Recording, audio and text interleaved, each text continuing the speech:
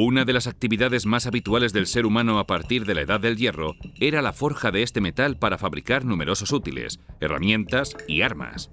Iván Tomás, ayudado por David Castillo, va a mostrarnos cómo se trabajaba la forja de los metales en aquel tiempo. Vamos a ver una fragua íbera, cómo vamos a calentar el metal, y para ir dándole forma, en este caso estamos haciendo un cuchillo afalcatado.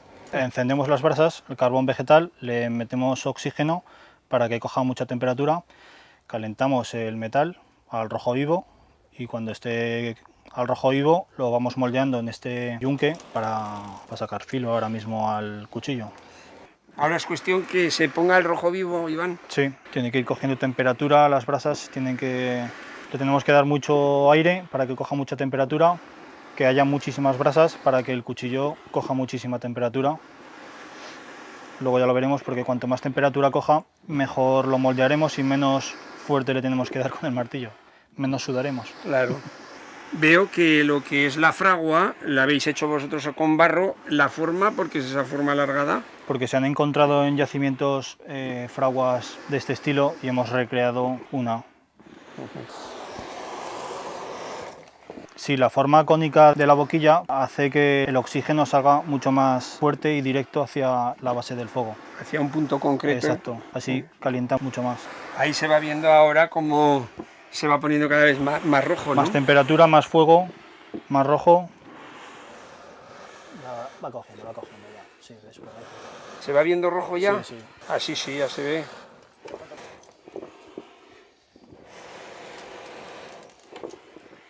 Ahora se va viendo ya más rojo, ¿eh? Sí, yo creo que ya puedes. ¿Ya lo puedo sacar? Creo que sí. Si me equivoco. ¿Ya lo tienes, pues? Sí, ya está el rojo. Lo podemos ver. Está el rojo. Y ahora aprovechamos para ir sacándole filo e ir moldeándolo.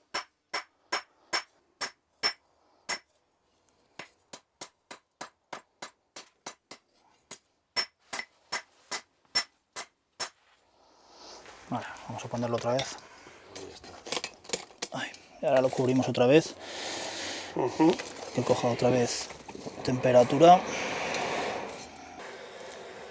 En realidad, poca diferencia hay con el trabajo de los herreros actuales o los últimos herreros. El fuelle, que es más rudimentario, más trabajoso, más laborioso darle al fuelle, y en realidad poca diferencia.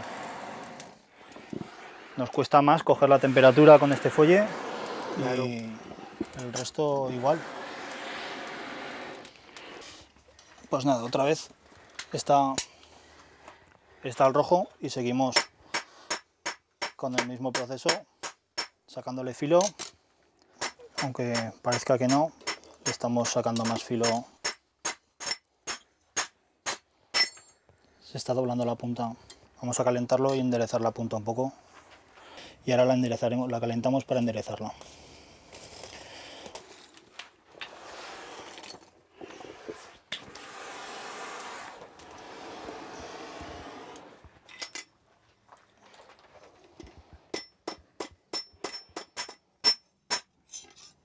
Hemos visto cómo hemos enderezado la punta. Pero como aquí te orientarás una vez que... Tampoco hay que dejarlo muy afilado, porque luego el afilado con la piedra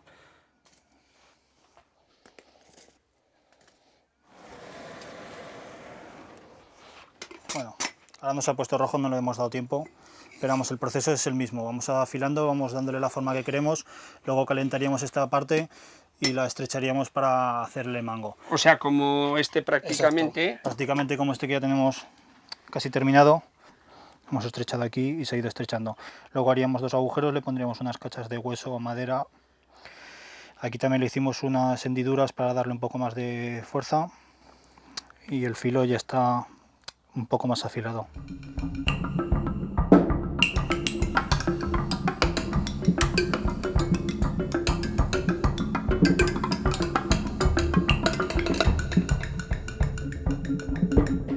Otro de los trabajos con los metales consistía en la fundición del plomo para fabricar, entre otras piezas, las balas para el tiro con honda. David Castillo, ayudado por Iván Tomás, va a mostrarnos la fundición de estas municiones por la técnica de la cera perdida. David, estamos aquí en un entoldado que habéis preparado para hacer algunos de los trabajos de tiempos de los iberos. ¿Qué es lo que vais a hacer?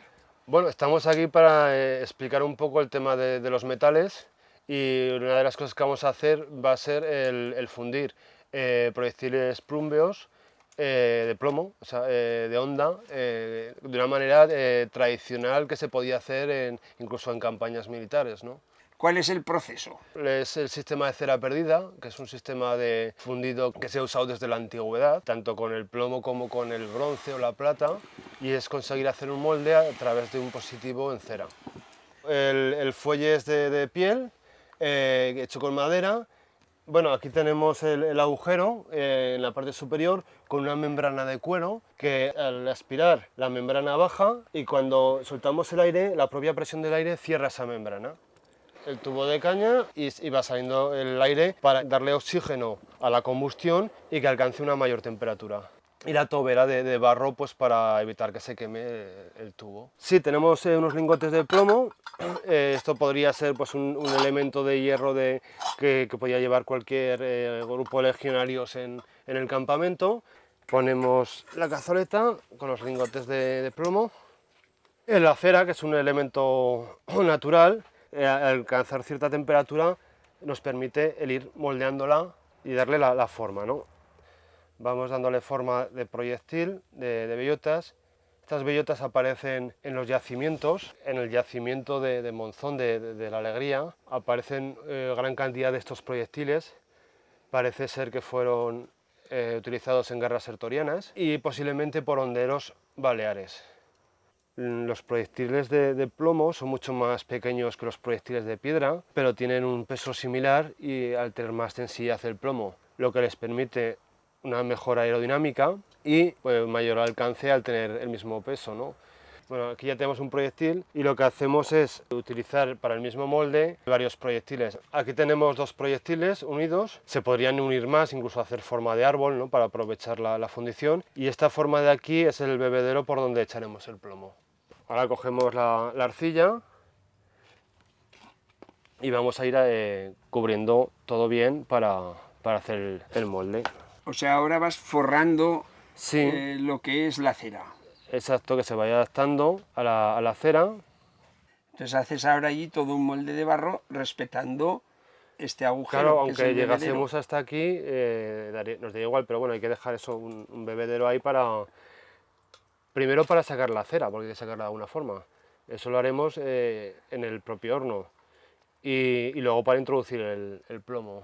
Normalmente podrían tener sus propios moldes ya hechos en piedra, tallados, o cerámicos ya preparados, ¿no? Ya lo tenemos, ahora tendremos que esperar a que se seque para poderlo cocer. Sí, lo vamos a poner un rato al sol para que se seque y luego ya lo horneamos. ¿Y ahora ya se nos ha secado el molde? Sí, tenemos la cera dentro, la arcilla ya seca, y ahora en el fuego pues vamos a derretir esta cera para que salga y se nos quede el hueco para luego rellenar con plomo. Venga. Entonces, vamos a ir poniéndolo aquí para que vaya cogiendo temperatura. La cera se deshace a los 90 grados, ya se empieza a deshacer, ya vemos, huele un poco mal, pero...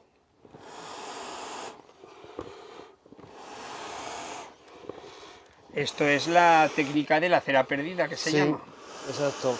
Esto se ha usado en escultura, ya en época griega y romana se hacían esculturas de bronce con cera perdida.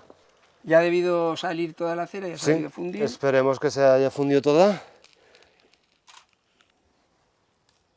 Y ahora, pues bueno, una vez que se nos ha fundido, será cuando le vertiremos el plomo, que habrá que calentarlo. plomo. Sí. Ahora colocamos el plomo, ¿no? Y que se funda. Y será el plomo que fundamos el que vertiremos sobre el molde. Ya vemos cómo se va fundiendo el plomo, lentamente, pero se funde, ¿eh? Ya vemos que se va fundiendo, que es fácil, ¿no? Realmente es un fuego y un poco de aire para darle oxígeno al carbón, ¿no? Que tampoco es tan complicado. Es una de las ventajas del plomo, precisamente es eso, ¿no? La rapidez con la que se funde. Pues el siguiente paso es verterlo sobre el molde que tenemos. Vamos echando... No, bueno, ahora hay que esperar a que se enfríe. Ahora hay que esperar pues a que se enfríe el plomo Sí. y romper el molde. Exacto, ahora nos queda otra que romperlo y ver si hemos tenido suerte. Vale. Bueno, pues ahora entendemos que ya ha entrado todo el plomo derretido en el hueco que dejó la cera y ahora tenemos que romper este molde. Son moldes de un solo uso. Entonces rompemos y sale perfectamente las dos bellotas. Claro, luego hay que repasar. Y bueno, pues esto ya simplemente es que cortarlo y ya tenemos las dos bellotas. Bueno, pues ahora tenemos que quitar todos estos defectos. En este caso, en este molde, es que no se ha apretado bien la arcilla. Y ahora tenemos ahí, dijéramos, dos balas, Sí. dos bellotas. En cuanto las separe, tendremos... Aquí ya tenemos un proyectil, que bueno, pues esto se lima, incluso un golpe aquí, se puede moldear, ¿no? O sea, es que esto es tan blando el plomo que te permite el forjarlo en frío, ¿no? Y este, pues bueno, hay que quitarle el bebedero este.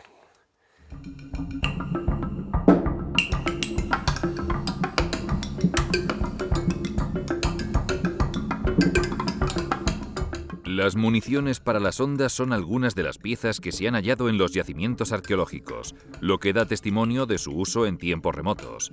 Eugenio Monesma ha acudido hasta Azaila para ver cómo David Castillo confecciona una sencilla honda de cuerda y nos muestra su uso.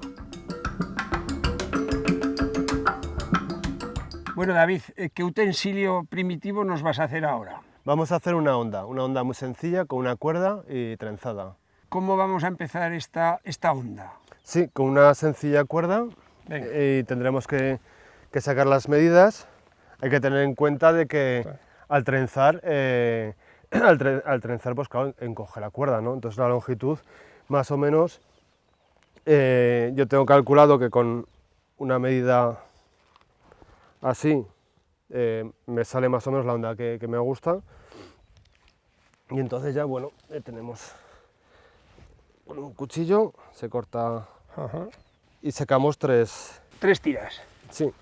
Lo primero que tenemos que hacer es este extremo, con este agujero, para poder meter el dedo y sujetar este extremo de la onda, ¿no? Que es el extremo que no se suelta, que siempre permanece en la mano. Entonces, para esto vamos a empezar a trenzar al revés, hacia afuera. Empezamos a trenzar. Simplemente es una trenza... Sí, es hacer una trenza. Como las que se hacían del pelo. Sí, se hacen? la típica trenza india, ¿no? Según documentos antiguos, pues las hacían de crin de caballo, de tendones, de diferentes elementos, ¿no? De pita, se puede hacer cuerdas de pita. Bueno, pues ya tenemos esta medida que sería suficiente para el dedo. Entonces, juntamos por pares los cabos y trenzamos ahora. Vamos trenzando. Ah, por pares, efectivamente. Sí. ¿Esto qué sirve? Que la propia presión de la trenza hace que sujete toda esta especie de gaza, ¿no? Y vamos trenzando hasta que se nos acaban los extremos cortos. Ahora, claro, va a haber aquí un cambio brusco. Entonces, una opción para evitar ese cambio brusco es ir quitando hilos. Este lo quitamos y continuamos con estos. ¿Ves? Ahora ya nos va quedando más fino. Cuando llevemos un poco más, podemos quitar este otro hilo y continuamos. Hasta dejar tres. Claro, así el cambio no es tan brusco, esto luego se corta fácilmente. Claro. Y vamos siguiendo. Ahora tenemos los tres y esto ya se ha quedado suficientemente fuerte. O sea, el sistema este de trenza, cuanto más fuerza haces, más se aprieta y más impide que se deshaga, ¿no? Que la onda es algo que, bueno, pues igual que los pastores hacían sus flautas, sus cucharas de boj, o pues también a muchos se hacían sus ondas, ¿no? Se pasan muchas horas en el monte con el ganado y bueno, pues hay que entretenerse. Ahora que ya tenemos un buen cacho, lo que ya sería la mitad, tenemos que hacer la parte central. Claro, de aquí tienen que salir dos trenzas y llevamos solo una. Ahora tenemos tres cordones para la trenza, pero lo que necesitamos es sacar dos trenzas, una por este lado y otra por este lado. Para eso tenemos que añadir tres cordones nuevos. Ahora no necesitamos más que tres pequeños cordones así. Tenemos tres y seguimos haciendo la trenza como antes, por parejas. Exacto. Que esto además era muy poco trozo.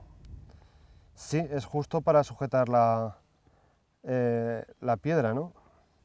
Esto si quisiésemos hacer estas tiras más gordas todavía, pues cuestión de añadir más fibra, ¿no? Pero en este caso estamos haciendo 2 trenzas de 3 también, Sí. paralelas. Hay que tener también en cuenta que tienen que ser iguales. Y ahora lo mismo. Ahora unirlas otra vez. Exacto. Cogemos 3 y ya seguimos. Como has hecho al principio, ¿no? Sí, seguimos trenzando. Y reduciendo el grueso. Ahora con estos 3 cabos seguimos tejiendo ya hasta el final, hasta el extremo. Hasta el extremo, sí. Entonces esta es una onda que has dividido en dos, la parte donde va a ir la piedra, pero Sí. había otras como esta, por ejemplo, que estas ya son de cuero. Sí, desconocemos por datos arqueológicos cómo eran en la antigüedad, pero bueno, como hemos hablado antes, se han usado tradicionalmente, ¿no? Y hay muchas formas. Esto sería una onda con cuero, hay otras que sería reforzar aquí con cuero, incluso las que usan las máquinas de guerra, estas catapultas y demás, es un sistema parecido también, una especie de onda con la cazoleta de cuero. Luego hay unas que va esto tejido con cuerda. Bueno, pues ahora ya llegamos al final de la trenza y ahora hay que hacer un nudo. El nudo que tenemos que hacer es el que se sujeta con esta mano para soltar. Ajá. Entonces tiene que ser exactamente en la medida de La mitad justo desde aquí la cazoleta. Claro, tiene que ser justo la medida. Entonces vemos que está ahí y aquí hacemos un nudo. Hemos tenido suerte que nos ha ido justo, sí, es mejor que sobre también, Ajá. que sobre de largo Para luego poder sí, cortar. luego ya cortas al nudo, ¿no? Pero bueno, en este caso nos ha ido justo. Y ya tenemos la onda Terminada. Ahora a probarla. ¿Sí? ¿Vamos a probarla? Sí. Venga. Cogemos los proyectiles y Y vamos vamos. a probarla. Yo me alejo un poco por si acaso. Sí. Ya tenemos aquí para sujetar la piedra. ¿Ves? Comprobamos que no se nos suelta. Y ahora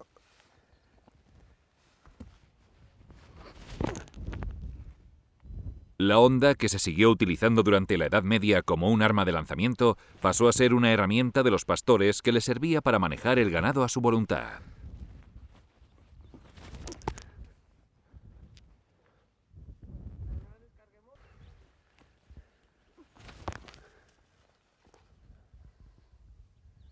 Muy bien. Pues vamos. vamos. Venga. Soy Eugenio Monesma, director y productor del documental que acabas de ver. Si te ha gustado, te animo a que te suscribas activando las notificaciones desde la campanita y así podrás disfrutar de los cientos de documentales que ya tengo en el canal y de los que semanalmente voy a ir subiendo.